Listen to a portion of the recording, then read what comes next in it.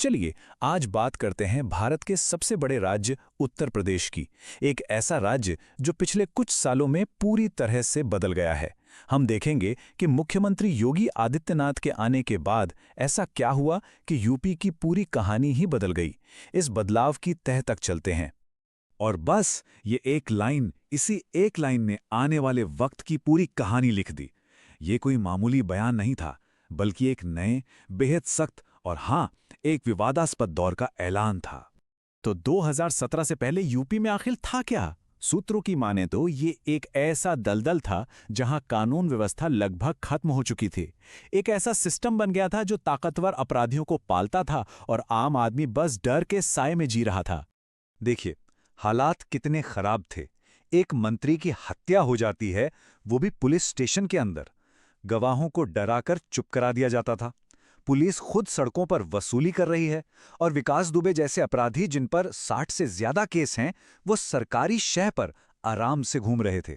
मतलब साफ था, नेता, पुलिस और माफिया के बीच की लकीर लगभग मिट चुकी थी। और फिर आया साल 2017। योगी आदित्यनाथ की सरकार ने एक नई पॉलिसी रखी। अपराधियों के लिए सिर्फ 2 ऑप्शन छोड़े गए। ये एक तरह से सिस्टम में भूचाल लाने जैसा था। पॉलिसी बिल्कुल सीधी थी, एकदम साफ। या तो सरेंडर कर दो या फिर एनकाउंटर के लिए तैयार हो जाओ। कोई तीसरा रास्ता था ही नहीं। बातचीत की कोई गुंजाइश नहीं।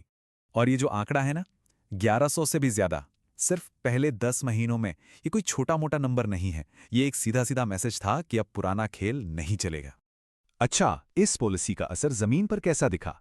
इसको समझने के लिए हमें उस एक केस को देखना होगा जिसने पूरे देश में सनसनी फैला दी थी, गैंगस्टर विकास दुबे का मामला। और फिर जो हुआ वो किसी फिल्म की स्क्रिप्ट जैसा था। 3 जुलाई को पुलिस पर इतना बड़ा हमला होता है। कुछ ही दिन में एक जबरदस्त तलाशी के बाद दुबे पकड़ा जाता है। और फिर 10 जुलाई को उसकी कहानी का एक ऐसा अंत होता है जिस पर आज भी बहस जारी है। इसी बीच आया इस सार्वजनिक ऐलान जो देखते ही देखते पूरे एंटी माफिया अभियान का एक तरह से नारा ही बन गया। लेकिन कहानी यहीं खत्म नहीं हुई। इसके बाद नंबर आया एक और भी बड़े नाम का, अतीक अहमद। एक ऐसा शख्स जो सियासत, जुर्म और बेशुमार दौलत का एक खतरनाक कॉकटेल था। और फिर 2023 में हुई ये दुस्साहसिक घटना। उमेश पाल, जो अतीक के खिलाफ एक अहम गवाह थे, उनकी दिन दहाड़े बीच सड़क पर हत्या कर दी गई। और ये सब किया अतीक के बेटे ने, जो सीसीटीवी में साफ साफ कैद हो गया। ये सरकार के लॉ एंड ऑर्डर के दावों पर एक सीधी चुनौती थी। इसके बाद जो हुआ वो और भी तेज था। 13 अप्रैल को अतीक का बेटा असद एनकाउंटर में मारा गया। और उसके ठीक 2 दिन बाद 15 अप्रैल को जो हुआ वो शायद भारतीय इतिहास में पहले कभी नहीं हुआ था। लाइव टीवी पर पुलिस कस्टडी में अतीक और उसके भाई की हत्या हो गई। लेकिन ये लड़ाई सिर्फ एनकाउंटर और बंदूकों की नहीं थी। इस पूरी रणनीति का एक दूसरा और शायद सबसे असरदार पहलू था माफिया की दौलत पर चोट करना, उनकी आर्थिक कमर तोड़ना। और यहीं से जन्म हुआ बुलडोजर जस्टिस का। तरीका बिल्कुल नया था। सरकार ने नगर निगम और राजस्व के कानूनों को ही हथियार बना लिया और गैंगस्टर्स की अवैध हवेलियों, होटलों और कॉम्प्लेक्स पर बुलडोजर चलाना शुरू कर दिया।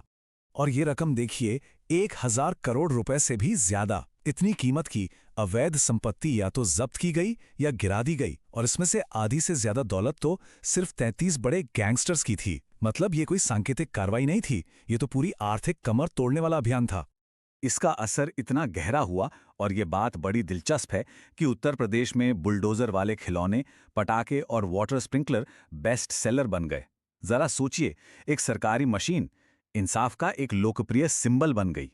जाहिर है, सरकार के इस आक्रामक रवैये ने समाज में एक बहस छेड़ दी। एक ही घटना को लेकर 2 बिल्कुल अलग अलग कहानियां कही जाने लगीं। तो कहानी के 2 पहलू बन गए। एक तरफ आम लोग थे जो कह रहे थे, चलो अच्छा है, गुंडे मावाली सीधे हो गए, अब कम से कम सुकून से सो तो सकते हैं। और दूसरी तरफ वो आवाजें थीं जो कह रही थीं कि ये सब एक्स्ट्रा जुडिशियल किलिंग है, फर्जी एनकाउंटर के जरिए कानून के राज को ही खत्म किया जा रहा है। और यहीं पर आलोचक एक बहुत जरूरी और चुभता हुआ सवाल उठाते हैं। वो पूछते हैं कि क्या ये इंसाफ है कि एनकाउंटर में मारे गए 250 से ज्यादा लोग ऐसे थे जिन पर सिर्फ मुकदमे चल रहे थे, वो अदालत से दोषी साबित नहीं हुए थे।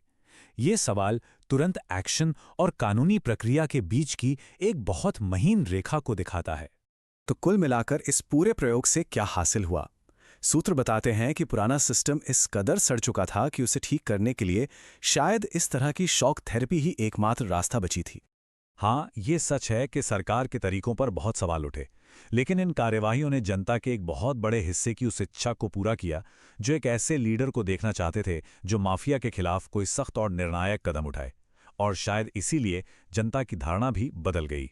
तो ये पूरा मामला हमें एक बहुत बड़े सवाल पर लाकर छोड़ देता है कि जब सिस्टम पूरी तरह से टूट जाए तो क्या शॉक थेरेपी ही उसका अकेला जवाब है?